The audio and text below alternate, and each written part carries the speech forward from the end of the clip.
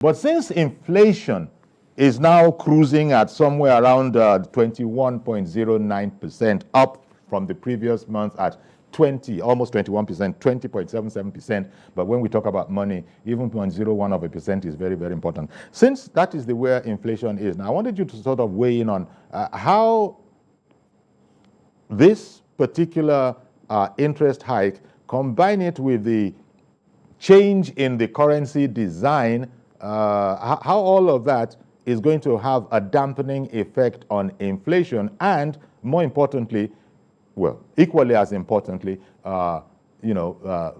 favor businesses, favor investors.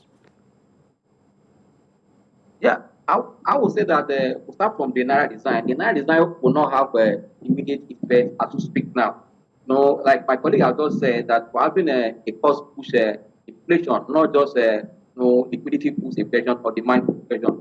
Because if you have a liquidity push, or then you can say, let me hike my rate to mop up the excess trade system. But now we are in the era of cost push. That means you need to go beyond the normal strategy or move that they are just doing now. But the good thing is that why they are doing Naira design is for us also to mop up all those funds that are outside the bank offer, because that will make the policy of any government to be effective. That is why it might take time, but this are also way toward to reset the economy. For me, that is for that. But for interest rates on the business sector and investors, anywhere in the world where there's a high interest rate, it slows down business, I've said earlier. But investors and business are how to navigate through this to remain in business.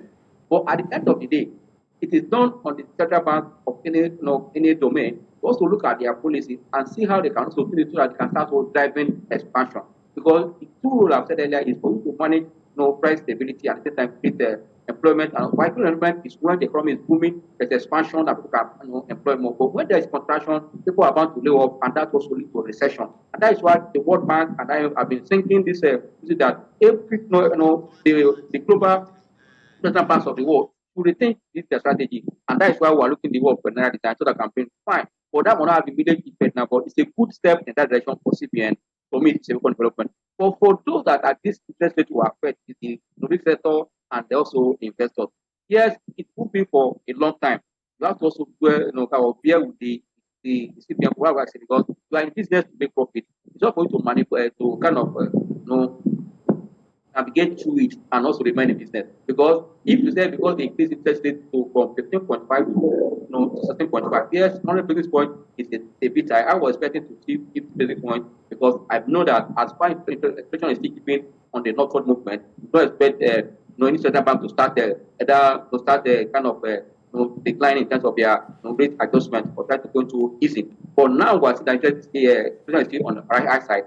What they did was that I believe that investors down here, you can see since the adjustment on Tuesday, look at the activities in the financial market, try to reset again to adjust in on the new 100 basis point adjustment. But I believe once it's done, we can now see the impact going to the future. But if you look at, like my colleague said, the last almost 100 basis point adjustment they did from the first 11.5% to almost 15.5, that is about 400 basis point increase.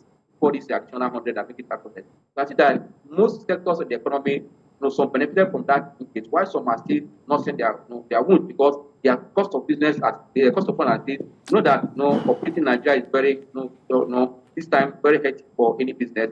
But going to navigate it until the global economic find direction. I'll tell you, any dependent economy on importation, this is what really suffer because whatever is coming to Nigeria, because there's already distortion across the globe. Okay, then I want to thank you very much, Ambrose. I want to really appreciate you making time for us. I hear that you have to be off, so I wanted to thank you very much for joining us on the program and giving us the benefit of your insight. Ambrose Omodion, financial market analyst.